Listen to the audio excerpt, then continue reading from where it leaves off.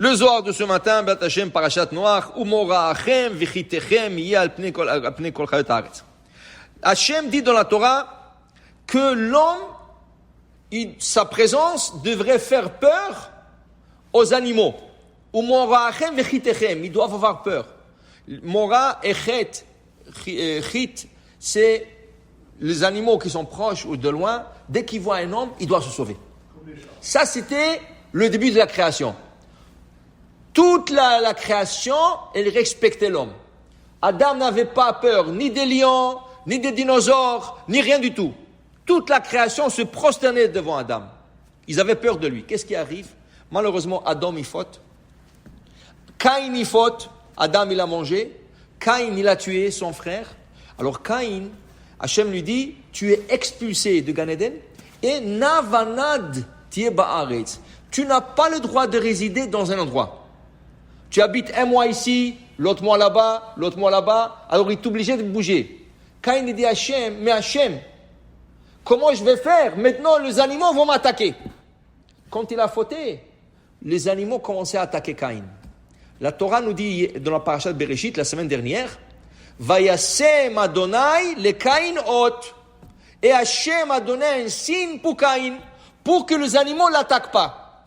Quel hôte? Le Midrash, il donne des avis partagés. Il y en a qui disent qu'il lui a imprégné la lettre Vav sur le front. Il lui a écrit la lettre Vav sur le front. Ça, c'était un signe, quand un animal le voit ça, c'est le signe d'Hachem, et il ne s'approche pas de lui. Il y en a qui disent non, il lui a donné un chien de garde. Il lui a donné un chien pour le protéger. Alors, si un animal venait l'attaquer, le chien, tout de suite, le protégeait. Okay?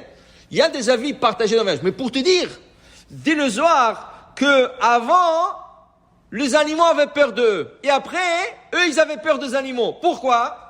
Dit le Rabbi Shimon Bar Yochai, mais lo avu lahem dikonin de bnei nasha, car leur visage n'était pas un visage d'un homme. Le premier, Adam Arishon, Chava, Caïn, Evel, tout cela, n'avait pas un visage d'un homme. Alors de quoi? D'un ange. Quand tu vois un ange, tu dois avoir peur. Okay? Le seul qui n'avait pas peur dans la Torah qu'il a vu des anges, okay? C'est qui? Non. Yaakov, il a vu ça dans le rêve. Mais le seul qui a vu les anges et qui n'avait pas peur, c'est Esav. Esav, Yaakov va ishlach ma Yaakov malachim lefanav. Et Yaakov envoya des anges devant lui pour parler à Esav. Écoute, ton frère est en train d'arriver. Il dit, moi, ça ne me regarde pas. Moi, je viens pour l'attaquer. Mais ça, c'était spécial. Celui-là, il était spécial.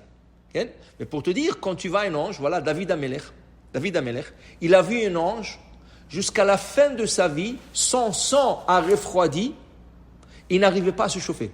Vaïchassou, la Haftara dit, dans Vaïchi, Vaïchassou babegadim, on a couvert David Amelech avec plusieurs couvertures, velo yechamlo, il n'arrivait pas à se chauffer. Tu sais qu'est-ce que c'est voir un ange? Ton sang, il gèle. Parce que le sang, c'est ça qui donne la chaleur dans le corps. Okay? Tu ne peux pas voir un ange. Il dit, quand les animaux voyaient l'homme, ils voyaient un ange.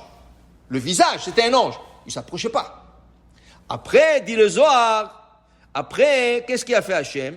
Il leur a enlevé cette lumière qui leur a donné l'apparence d'ange. Et là, ils avaient itaprou, diknayu, d'un ange, bnei nasha, aux hommes. Maintenant, ils sont des hommes. Ils sont des hommes. Et là, comme ils sont des hommes, alors les animaux n'ont pas peur d'eux. Toi, tu es un homme, toi, tu es un animal. L'animal mange, l'homme mange, l'animal procrée, l'homme procrée. Alors, l'homme, il marche sur 2, l'animal mange sur 4. C'est ça. Mais pour dire, oui, pour dire que c'est le changement de visage qui a fait tout ça. Kadmeta, quand tu regardais Adam, tu voyais la Shekhinah, la présence divine. Et là, tu ne vois plus de tout ça. Okay? Pour dire, c'est tellement important, une personne qui faute, il l'enlève de cette image. Il y a deux choses. Une chose qui est rapportée dans la halakha, c'est bien de ne pas se couper les cheveux chez un non-juif. Pourquoi? Quand il te coupe les cheveux, il t'enlève Tselem Elokim, l'image de Dieu. La seule manière de se protéger, c'est quand chaque fois qu'il passe les ciseaux, de penser dans la tête, Ki betzelem Elohim bara et Adam, Ki betzelem Elohim bara et Adam. Mais dis-moi, le problème avec le coiffeur, il parle beaucoup. Comment ça va ta femme? Qu'est-ce que tu fais? Alors tu es obligé de lui répondre, tu veux pas. Alors va chez un coiffeur juif. Tu comprends? Ça c'est un. Deux.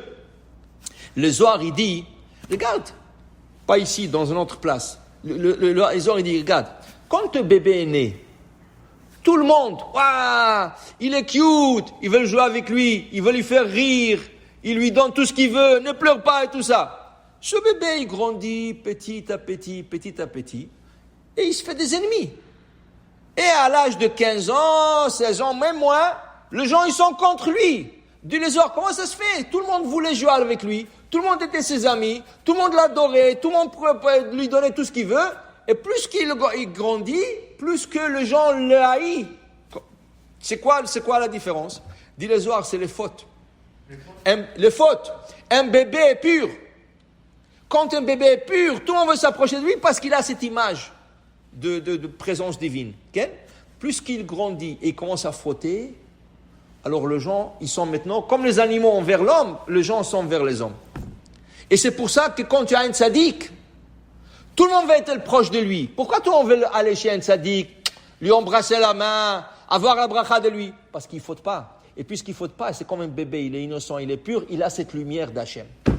Pour dire que quand tu fautes, tu enlèves la lumière d'Hachem de toi. Et tu deviens un homme normal. Et quand tu es dans la Torah, dans le mitzvot, là tu as le visage de Adam Arishon avant la faute, qui est un visage avec la présence divine. Baruch Adonai le'olam, amen ve amen.